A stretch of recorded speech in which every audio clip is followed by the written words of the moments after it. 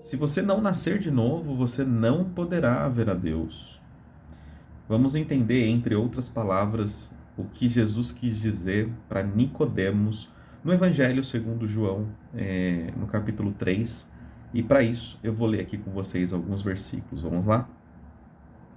E havia entre os fariseus um homem chamado Nicodemos, príncipe dos judeus, ou seja, ele ocupava uma cadeira importante ali entre os judeus. Este foi ter de noite com Jesus e disse-lhe: Rabi, bem sabemos que és mestre vindo de Deus, porque ninguém pode fazer esses sinais que tu fazes se Deus não for com ele. Os milagres de Jesus tornaram-se popular naquela região, ou seja, conhecido naquela região, e isso chega até os ouvidos dos fariseus, dos príncipes, do príncipe dos fariseus, dos principais da sinagoga.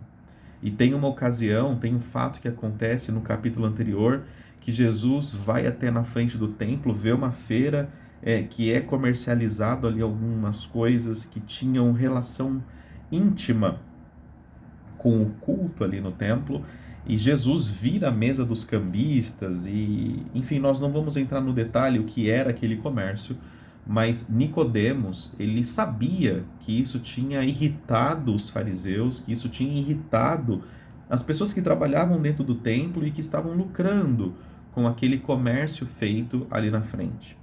E ele marca ali uma audiência, né, um papo com Jesus, meio que às escondidas, para entender. Peraí, ele tem feito alguns milagres e de fato só Deus poderia fazê-los. E que reino é esse? O que Jesus quer falar? O que ele está trazendo? Lembrando que os judeus, queridos, eles sempre vão entender tudo no literal. Eles vão entender tudo na exegese, na interpretação minuciosa do que é dito e do que é lido. Então Nicodemos queria entender a realidade minuciosa da mensagem de Jesus. E continuou por aqui. Jesus respondeu e disse-lhe: na verdade te digo que aquele que não nascer de novo não pode ver o reino de Deus. Disse-lhe Nicodemos: como pode um homem nascer sendo velho? Porventura, pode tornar a entrar no ventre da sua mãe e nascer? Perceba a literalidade do entendimento de Nicodemos. Quando Jesus fala sobre nascer de novo, ele fala: mas como assim? O homem já velho volta para a barriga da sua mãe e nasce de novo? Mas olha que loucura, o que você está querendo me dizer? Jesus, ele queria dizer que esse nascimento não significa você voltar à barriga da sua mãe ou você entrar num tanque de batismo ou numa mikvé. Mas nascer de novo significa se despir de tudo aquilo que você aprendeu ao longo da vida. Significa retirar da sua cabeça, da sua mente, a possibilidade que nada novo entre, mas esvaziar-se de si mesmo, voltar a uma estaca de compreensão e entendimento zero, porque os judeus esperavam que Jesus, como rei, fosse os libertar do Império Romano. Eles aguardavam um rei trazendo um reino de estabilidade, paz, longanimidade e equidade num reino material. Mas Jesus, o reino de Deus, já estava entre eles. Mas para que você pudesse conhecer a Jesus, você tinha que se esvaziar de toda a lei da Torá, de todas as leis cerimoniais, de todas as leis morais, rasgar, ou seja, voltar a zero, como se você fosse uma criança nécia, um indouto, uma pessoa sem cultura, vamos dizer assim. É limpar-se a si mesmo de tudo aquilo que você acha que sabe, para que um novo conteúdo, um novo nascimento acontecesse. Conhecer a Jesus significa, em primeiro passo, em primeiro momento, esvaziar-se das suas dúvidas e também das suas certezas, esvaziar-se das suas alegrias e das suas dores para conhecer a verdadeira alegria e a cura verdadeira para as suas dores. Continuou Jesus dizendo. Jesus respondeu: na verdade digo que aquele que não nascer da água e do Espírito não pode entrar no reino de Deus. A água do arrependimento de João, mas principalmente se despindo de si mesmo, da sua grandeza, do seu conhecimento, e de tudo aquilo que você acha que sabe, dessa cauterização tradicional, principalmente no adulto. O que é nascido da carne é carne, o que é nascido do espírito é espírito. E esse espírito primeiro, que é nascido do espírito, está com E maiúsculo. Quando você se esvazia, quando você quer nascer de novo, quando você tira, esvazia o seu copo, você está preparado por e pela palavra de Deus ser novamente preenchido. E a partir desse instante, você é selado com o Espírito Santo da promessa. E você é apto para produzir o fruto do Espírito, os dons espirituais e tudo aquilo que o Espírito Santo quer produzir em você. Associar esse novo batismo, associar esse novo nascimento ao batismo é um erro crasso teológico, como uma frase célebre de Lutero que diz o seguinte: achei que o velho homem tinha morrido nas águas do batismo, mas o danado sabia nadar. E agora eu tenho que matar ele todos os dias. O batismo nas águas, ele simboliza o quê? Agora eu estou vazio de mim, por isso é como se estivesse morrendo, e levanto das águas com um novo propósito de vida. Eu levanto das águas, eu subo das águas para mostrar para o público, ou seja, confessar publicamente em quem eu tenho crido, e mostrando que a partir daquele momento a missão da minha vida é seguir Jesus. As águas não perdoam pecado. As águas, o batismo nas águas, confessa publicamente o seu novo propósito, confessa publicamente a sua fé em Jesus. Mas o selo do Espírito Santo vem no momento que você crê. Quando você se esvazia de si mesmo, ouve a palavra, você é selado com a promessa. Uma vez selado com a promessa, você vai confessar publicamente em quem você creu. O vento sopra onde quer, e ouves a sua voz, mas não sabe de onde vem, nem para onde vai. Assim é aquele que é nascido do Espírito.